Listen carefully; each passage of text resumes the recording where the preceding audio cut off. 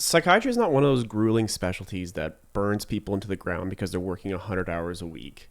There's no Grey's Anatomy equivalent show written about the turbulations of people surviving in the hospital in their psychiatry residency. But it's also not the land of milk and honey that people make it out to be. It falls somewhere in the middle. So if you're in this position where you're wondering, should I apply to psychiatry? I want this to be the kind of video for you. What are red flags for you to be aware of in yourself that maybe show the specialty is not right for you? So I can't say this enough. Emotional intelligence. This is something that I will hammer on all the time. Emotional intelligence can be learned, but my God, you have to have some kind of intuition for how to interact with someone, because if you don't, it is just going to feel like an uphill battle. There are a lot of specialties that target the brain: neurology, neurosurgery, radiology. You could do neurorads, but psychiatry is the most emotional taxing of all of them. And in a lot of ways, you're treating the mind more than you're treating the brain. I personally am interested in neuropsych, so I spend a lot of time focusing on the brain. If you do not have that inclination, I would consider that a strong red flag, no matter how interested you are in the psychopharmacology or anything else around how the brain reacts to substances and drugs. It's almost like a non-starter. The other red flag to look for in yourself is ego. I thought I had checked my ego at the door when I went into psych. I really evaluated what I wanted to do, and I thought, you know what, this is good for me. It's in line with my sense of self. I don't need the praise of others, and I'll be okay. And I felt stable going into psych, because before I was this gunner that wanted to do ENT, and I needed to have that kind of external validation that I was worth something, because it wasn't coming from here.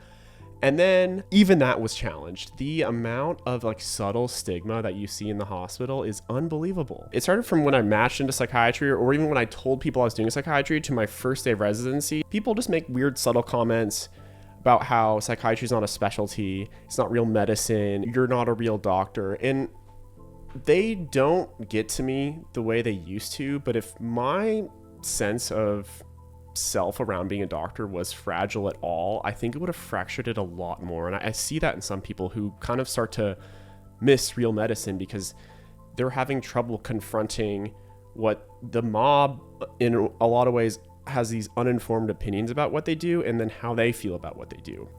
As much as we have this almost trite mental health matters declaration out there that you'll see in someone's Instagram profile, it's not as true as you think. And the stigma is still very real, and it kind of percolates into your interactions with your colleagues and with patients. The second people find out you're a psychiatrist, they treat you differently. If you really need objective, concrete data and answers, and you want to do stuff with your hands. If you're like, doing stuff with my hands is so important, I need that in my specialty for whatever conclusion you've come to, that you need to be essentially a carpenter within medicine, all the power to you, but psychiatry is not it for you. I've seen people be given these off-the-cuff answers like, oh, but if you still want to do stuff with your hands, you can do interventional. Let's be for real for 10 minutes. ECT or TMS or esketamine doesn't even compare to any other kind of procedure that you'd be doing otherwise with your hands. Like when I was working at the ECT, the amount of contact on the patient was probably 5 minutes, and it's when you're putting the stickers on their bitemporal area. And I think that at the end of the day, psychiatry should just lean into the fact that we're not a procedural specialty, and if you want to get your hands dirty and you want objective data, that's literally not what we do. We are the most subjective specialty, and we deal with a lot of abstract ideas, and that's okay. Here are some things that if you see in yourself may be a good reason to go into psych. One, and the first one, this was so true for me, and I think I see it in a lot of my colleagues, is this almost philosophical drive to feel like you're doing something right by the patient. The amount of times where I would just kind of get stuck on, to what end are we actually helping this person? Yes, we corrected their electrolytes. Yes, we diuresed them, but did we actually help them? Did I change their life in any meaningful way?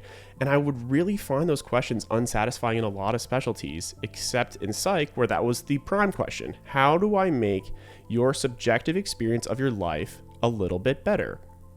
That's the outcome. How you perceive your existence. Because if someone is depressed and they're not happy, our goal is to make their experience of the world a little bit better. I found tackling those philosophical questions to be really interesting. And then now when I go to confront it with a patient and we're talking about depression, the conversation from why am I sad to what is the point of my life is actually a lot faster than you'd think. And then before you know it, we're basically having this philosophical conversation about what the world means to that person and how I can help them as their therapist or as their med prescriber on this journey. These are really abstract and hard thoughts, but they are very intellectually stimulating. When I started doing therapy, I found it to be the hardest thing I've done in residency so far, but also some of the most rewarding things I've done. It's meticulous, it is cognitively exhausting, but also I get to use my brain in a way that I haven't in years, because for the first time I'm navigating a dynamic, almost like checkers game with the patient, trying to dissect their thoughts in this conversation rather than ingesting copious amounts of information and then regurgitating them in a way where I apply it to new scenarios. Another sign that psychiatry will fit well with you is if you really care about your life outside of work. I remember working with a student who said, I just hate having time off because every time I get time off, I get a little antsy and then I just wish I was back in the hospital. So that's why I'm doing neurosurgery. And I thought, wow, do we want to unpack that? You're so unsatisfied with your life outside the hospital. Your solution is just to spend more time in the hospital. Like that couldn't be further from anything I could relate with. I am an eclectic dude. I like my espresso machines. I like playing with my cats. I'm training for a marathon right now. And I know that this specialty won't take those things away from me. And it's one of the only specialties that when I was showing up on my first year rotations as a student, I was told to make it a priority to stabilize my mental health, to take time for myself, because they are emotionally exhausting days. And what I've found is that the more well-rounded I am as a person, the better I can connect with my patients. Because if you don't order yourself, how are you supposed to try to guide someone else on their journey to having a meaningful life? Now, let's get into the nitty-gritty of the applications. So a lot of people are talking about how psychiatry is getting more competitive. I would say it is more competitive than it was in the past, but it's not one of those cutthroat bottlenecking specialties. I've found the things that make candidates do well is their ability to engage with some of those criteria listed earlier. Being well-rounded, engaging in their humanity, and like thinking about abstract topics. If you can do all of those things outside of the baseline, be organized, professional, show up on time checklist, all of those people do well. And I think you'd be surprised how rare that is. From my perspective as a student, I was like, man, everybody is so good. I'm surrounded by all these people that are really high quality, and it was usually only me with like one other student and working with the residents. But then when you're a resident, you see all of the students and you start to realize like, oh, there are a lot of people that only care about this because it's an easy specialty. And like they don't actually care about psychiatry. They don't really care about therapy. They're just like, oh, how can I have the best work-life balance? And like, honestly, spoiler alert, 4 hours doing like the worst job ever, if it's that emotionally exhausting to you, for me personally, is longer than 8 hours of a job that I like. And especially with psych, we deal with some of the most emotionally exhausting cases. There is some abhorrent traumas and family situations and emotional maelstroms that you're going to be caught in the middle of. And if you're not inclined or interested in handling that kind of stuff, it will suck it out of you. I'm not going to say you'll burn out because I don't want to tell anyone what they're going to do, but your risk of burnout is much higher. Make a narrative for yourself. You need to find a way to pitch who you are and like why you're going into this specialty. A lot of people will focus on trying to be as inoffensive as possible. That's not that helpful because you want to stand out, even if it means that you're divisive. So if some people don't like you, but other people love you, that's much better to be everyone feels lukewarm about you. So really like put your foot down and stand on what you care about. And I'll give an example. So for me personally, I'm an ex-track athlete.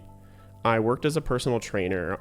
During my 4th year, I got involved at F45 training because I care a lot about fitness. I'm really interested in the interplay between body image, mental health, and exercise. That's kind of like something that fascinates me underlying all of this stuff. In my personal statement, I made sure to formulate that like, hey, a lot of my experiences that drove me to find interest in psychiatry came from like my warped body image as a track athlete who was like getting DEXA scanned, and the interplay of like in-group and out-group dynamics influenced like how I found new interest in things like eating disorders. Because of this, I took some courses on nutrition. I'm getting into personal training. I want to help other people reclaim their concept of having a healthy body and really help people ask the question, like, what does it mean to be stable with myself?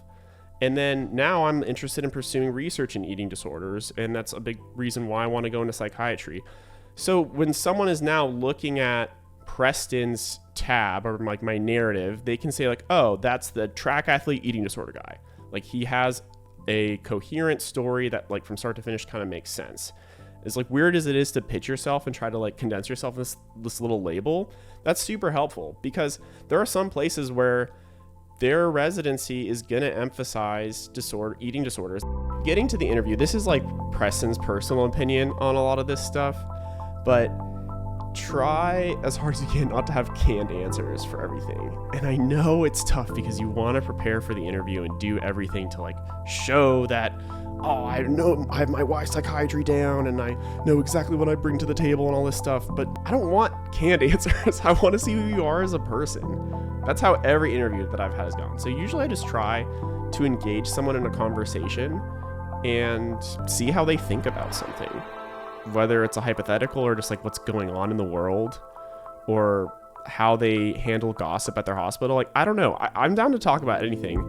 And what I've found is that most of my interviews as an interviewee have gone well because I'm comfortable engaging in those conversations. And my interview prep for that was really just thinking about who I was and doing things that gave me interests outside of medicine. It's okay to be nervous and want to have some rehearsed answers, but also the work to prep for an interview comes with like going to therapy and becoming stable in yourself so that you can be confident in your answers and know, hey, I can say what I think, and if they don't like that, it's okay, but I don't need to be modifying my entire narrative to try to appease this one person across me on a computer screen.